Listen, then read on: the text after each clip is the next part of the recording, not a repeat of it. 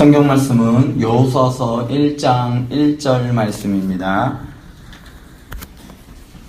여호수아서 1장 1절 말씀 우리 다 같이 합독하도록 하겠습니다. 여호수아서 1장 1절 말씀입니다. 같이 합독하도록 하겠습니다.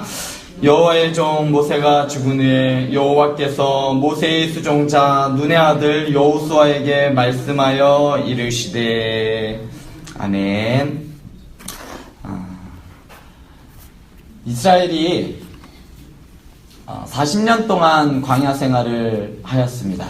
그리고 그 마지막 광야 생활의 마지막 즈음에 대해서 아주 중요한 사건이 하나 벌어지게 됩니다. 그 사건은 바로 모세의 죽음입니다. 이스라엘의 위대한 지도자였던 이 모세가 느보산에서 이스라엘을 축복하고 죽었습니다. 바로 가나안 땅을 그렇게 꿈에 그리던 가나안 땅을 직전에 두고 모세가 느보산에서 죽게 되었습니다. 여러분, 모세가 어떤 인물인지 다들 아시죠? 모세는 아주 능력 있는 사람이었습니다. 그가 하나님으로부터 불림 받았고, 그리고 또 영화로도 만들어질 만큼 쉽게라는 영화가 참 드라마틱하고 저런 일이 정말 있을 수 있을까 싶을 만큼 상상력을 많이 동원할 수 있을 만큼 많은 이적과 능력을 보였던 사람이 모세였습니다. 그런데 그 모세에 대한 하나님의 평가가 신명기 제일 마지막 장에 나옵니다. 그것도 제일 마지막 절에 나오는데요. 34장 10절에서 12절에 보면 신명기 맨 마지막 절에 모세에 대한 하나님의 평가가 있습니다. 그 후에 이스라엘에 모세와 같은 선지자가 일어나지 못하였나니 모세는 여호와께서 대면하여 하시던 자여 여호와께서 그를 애굽 땅에서 보내사 바로와 그의 모든 신하와 그의 온 땅에 모든 이적과 기사와 모든 큰 능력과 위엄을 행하게 하심에 온 이스라엘의 목전에서 그것을 행한 자이더라. 모세에 대한 하나님에 대한 평가는 정말 인간이 받을 수 있는 가장 최고의 평가를 받았습니다. 이렇게 하나님으로부터 이렇게 최고의 칭찬을 받고 평가를 받았던 이 모세가 마찬가지로 하나님께 이러한 평가를 받았다면 사람들에게는 또 어떻겠어요? 사람들은 40년 동안 모세의 뒤만 보고 따라왔어요. 그가 하는 말은 곧 하나님의 말로 믿고 따랐습니다. 그렇게 절대적으로 따랐던 지도자가 이제 가나안 땅을 앞두고 죽게 되었던 것이에요. 이것은 이스라엘 민족에게 있어서 너무나도 큰 충격이 아닐 수가 없습니다. 그런데 신명기 34장 끝으로 해서 더 이상 구속사에 대한 이야기가 나오지 않습니다. 모세의 죽음으로 이후로 어떠한 구속사가 진행되지 않습니다. 그런데 오늘 말씀 여호수아서 1장 1절로 바로 장면이 넘어오는데 바로 여호수아 1장 1절은 여호와께서 여호수아에게 말씀하시는 것으로 시작하고 있습니다. 우리는 여기서 꼭 하나 알고 넘어가야 할 것이 있습니다. 그것은 무엇이냐면 모세의 죽음과 여호수아의 그 지도자로 세우는 이 과정 속에서 어떠한 것도 구속사는 진행되지 아니하였지만 하나님께서 여호수아에게 말씀하심으로 인하여 비로소 다시 하나님의 큰 구속사의 경륜이 굴러가기 시작했다라는 것입니다.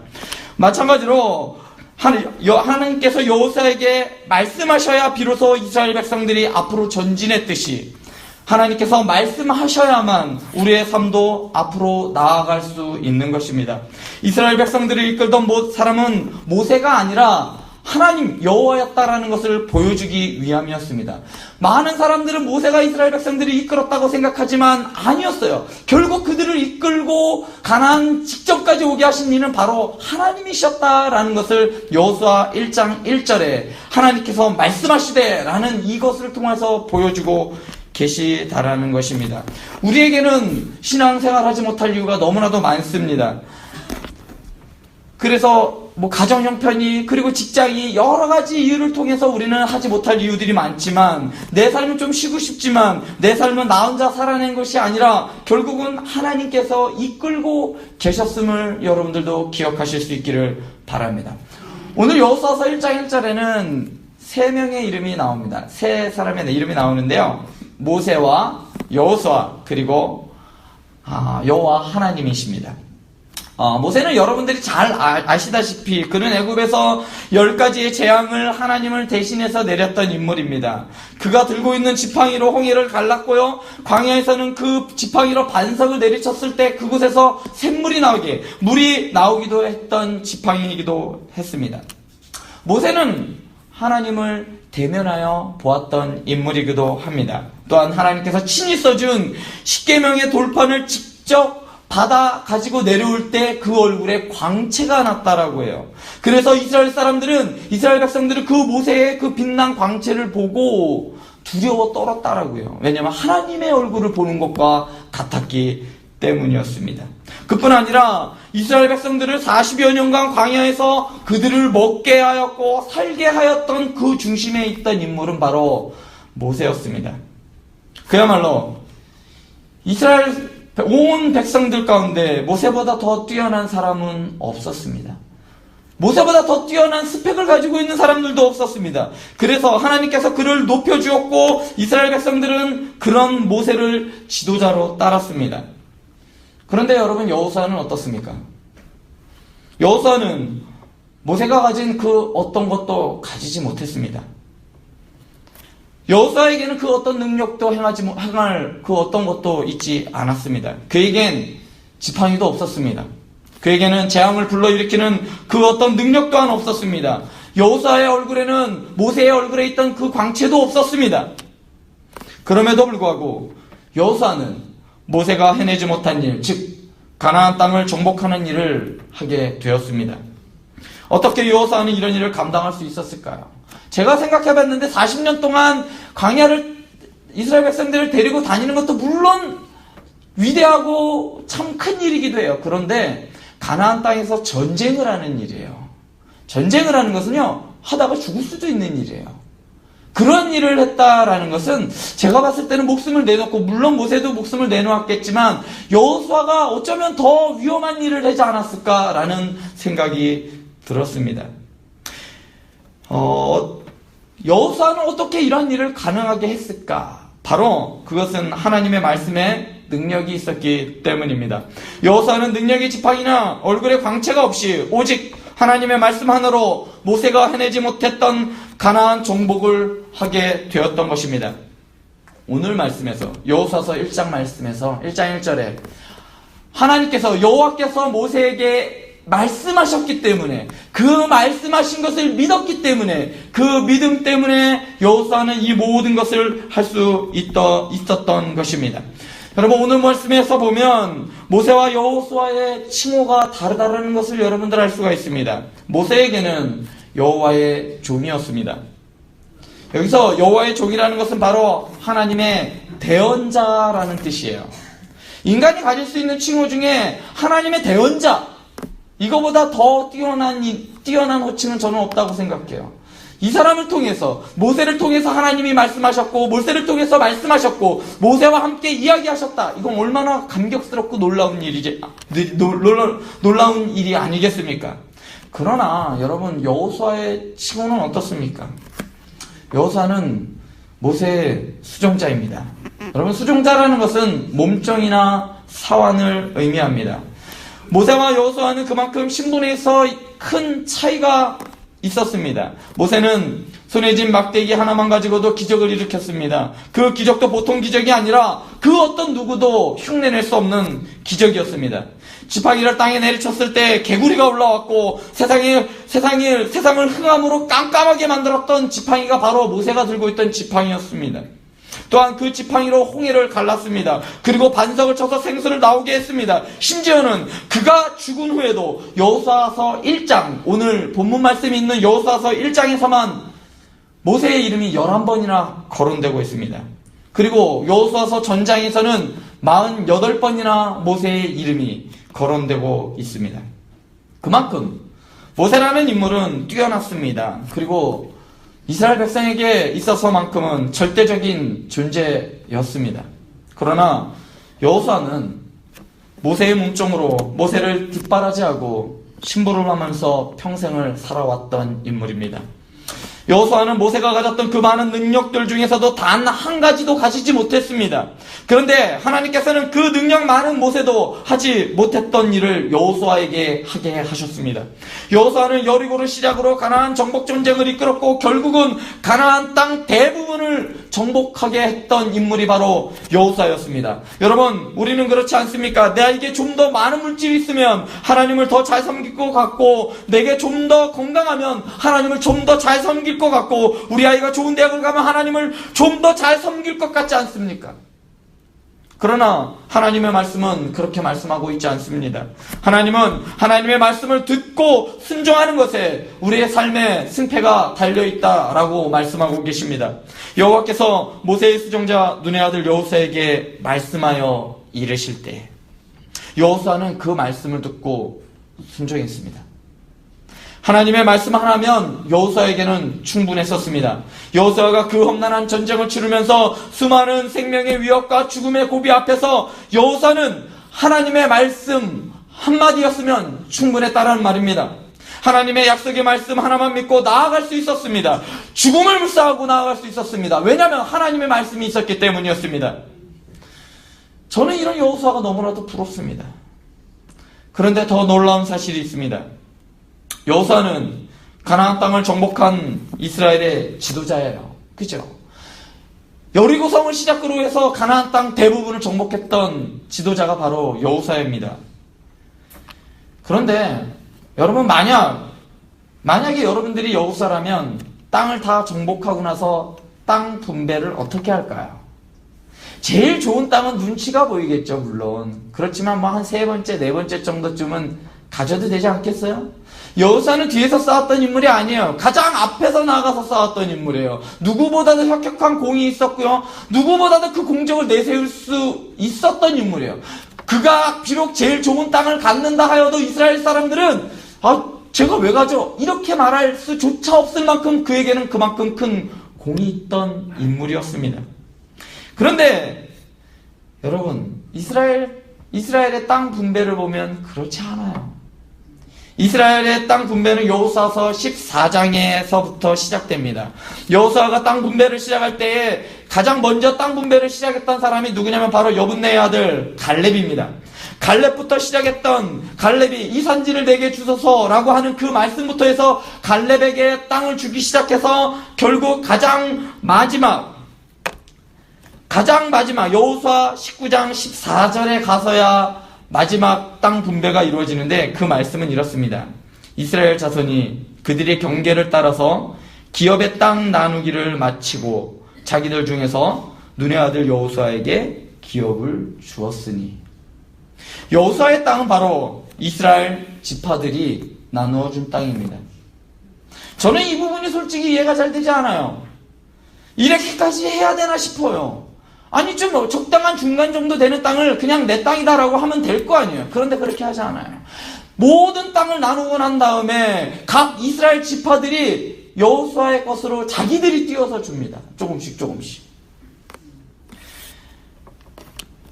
여러분, 왜 여호수아는 이렇게 했을까요? 그런데 여호수아서 전체를 꼼꼼히 살펴보고 왜 그렇게까지 했는지 알 수 있었습니다. 여호수아의 관심은 이 땅의 기업이 아니었어요. 여호수아의 관심은 내가 땅을 얼마만큼 더 가지냐가 그의 관심이 아니었단 말입니다. 수많은 전쟁을 통해서 여호수아는 보았습니다. 아무리 적과 꿀이 흐르는 가나안 땅이라 할지라도 그곳에서 하나님을 잃어버리고 우상숭배를 하고 자기들의 각자의 소견에 따라 살아갔을 때에 하나님이 어떠한 심판을 가나안 족속들에게 내리시는지 여호수아는 보았어요. 그에게 땅은 중요하지 않았습니다. 아무리 많은 기업이 있어도 하나님을 잃어버리면 아무것도 아니라는 것을 여호수아는 알았습니다. 가나안 땅에서 평생을 누리며 살았던 가나안 거민들은 결국 그들의 우상숭배와 죄로 인해 그들의 땅과 생명마저도 다 잃고 말았다는 것을 알았습니다. 얼마를 가지고 있느냐가 중요한 것이 아니었습니다. 여호와를 잃어버리지 않는 것이 그에게는 중요했습니다. 그래서 여호수아서 24장 15절의 말씀을 강조하는 것입니다. 만일 여호와를 섬기는 것이 너희에게 좋지 않게 보이거든 너희 조상들이 강 저쪽에서 섬기던 신이든지 또는 너희가 거주하는 땅에 있는 아모리 족속의 신이든지 너희가 섬길 자를 오늘 택하라. 오직 나와 내 집은 여호와를 섬기겠노라 하니, 여호수아에게 있어서 중요했던 것은 여호와를 섬기는 것입니다. 하나님을 붙잡는 것이 그에게는 중요했다라는 것입니다. 저는 조금만 환경이 안 좋아지면 어느새 좌절해요. 저는 그렇단 말이에요. 조금만 상황이 안 좋아서 어려워지면 환경 탓을 해요.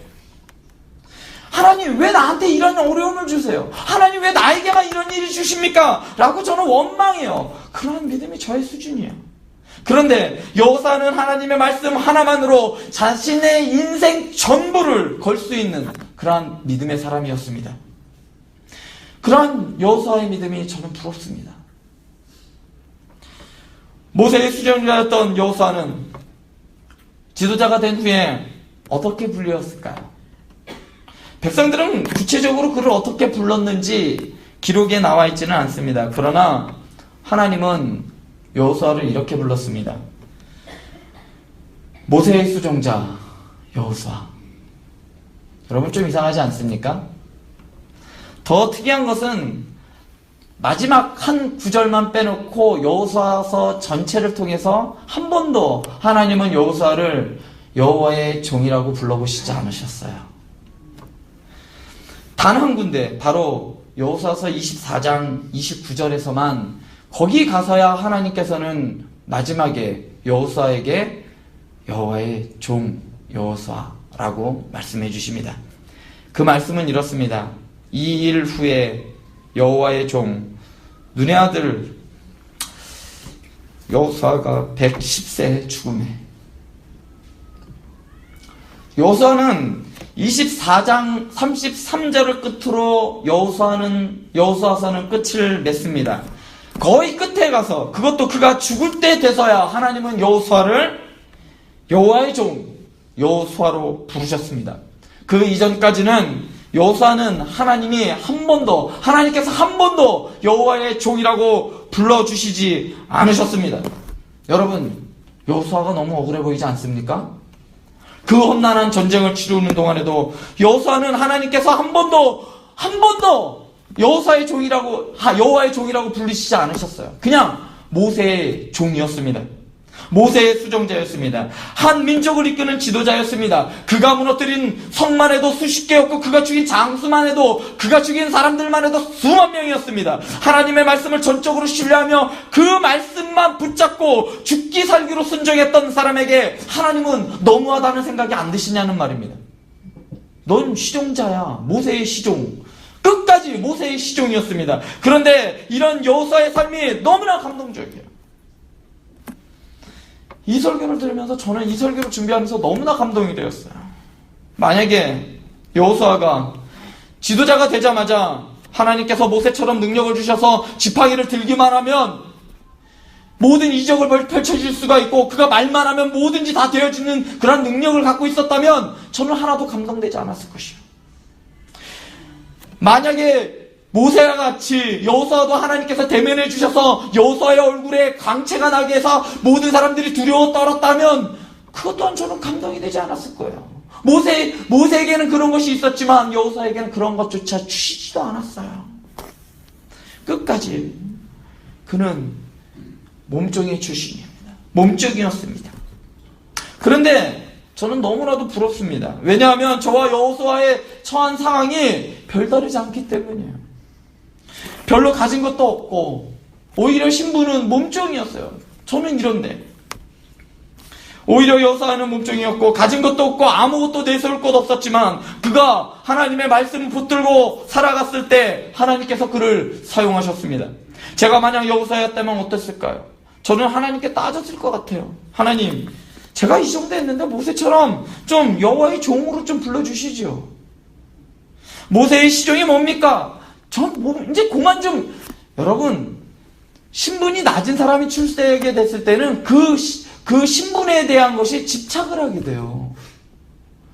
벗어버리고 싶어 합니다. 그런데 그가 죽기 전까지 하나님은 그를 모세의 시종으로 불렀습니다.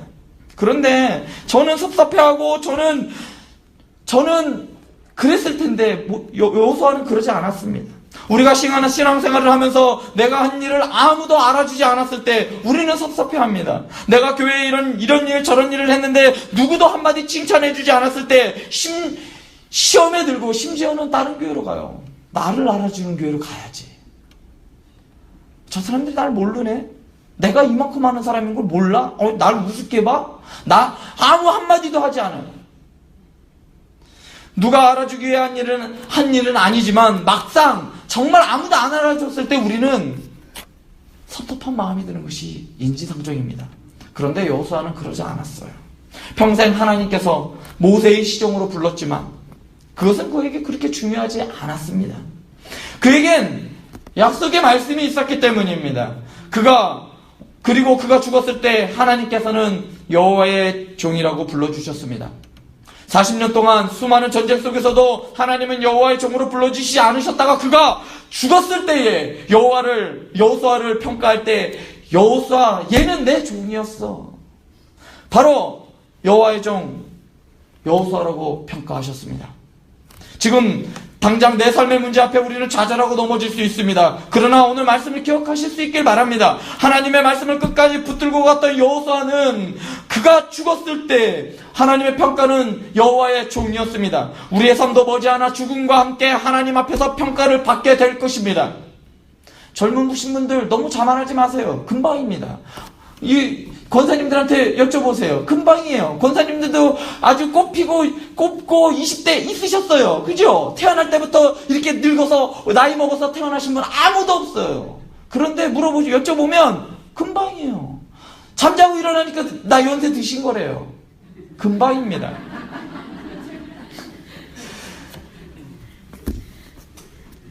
우리는 우리의 삶도 머지않아 그렇습니다. 그런데 하나님께서 얘는 이것저것 내가 다 해줬더니 얘는 신나게 놀다 왔어. 이런 평가를 받고 싶습니까? 아니면 얘는 남 탓, 환경 탓, 이것저것 탓, 남의 탓만 하루 종일 평생 동안 남의 탓, 나는 이것이 안 돼서 안 돼. 왜 하나님 나는 이렇게 해줬어. 남 탓만 하다가 왔어. 이런 평가를 받고 싶으십니까? 저는 개인적으로 모세가 한 일도 크고 위대한 일이지만 저는 여호수아가 더 감동이 됩니다. 저와 같이 별로 가진 것 없고 신분도 몸종이었고 시종이었지만 그가 오늘의 말씀 여호수아서 1장 1절에서 여호와의 말씀을 들었을 때 그 말씀을 평생 신뢰하고 갔을 때 여호수아는 더 이상 모세의 몸종이 아니라 그는 하나님 앞에서 여호와의 종으로 불리우게 되었다라는 것입니다. 지금 우리가 의식해야 할 것은 사람들의 시선이 아닙니다. 사람들이 나를 얼마나 알아주느냐, 사람들이 내 능력을 몰라줘서 내가 속상해할 필요가 없다라는 것이에요. 내가 얼마를 가지고 있느냐, 내가 나의 능력이 이것이다 라는 것이 아니에요. 내가 지금 하나님을 신뢰하고 하나님의 말씀을 붙들고 가고 있느냐가 중요하다는 것입니다. 저는 우리가 여호수아와 같이 하나님의 말씀을 붙들고 갔으면 좋겠어요. 그리하여 우리 또한 하나님 앞에서 평가받을 때에 얘는 믿음의 종이야, 얘는 사랑의 종이야, 얘는 헌신의 종이었어, 여러 모양으로 하나님의 종으로 서실 수 있는 저와 여러분들 되실 수 있기를 바랍니다. 기도하시겠습니다.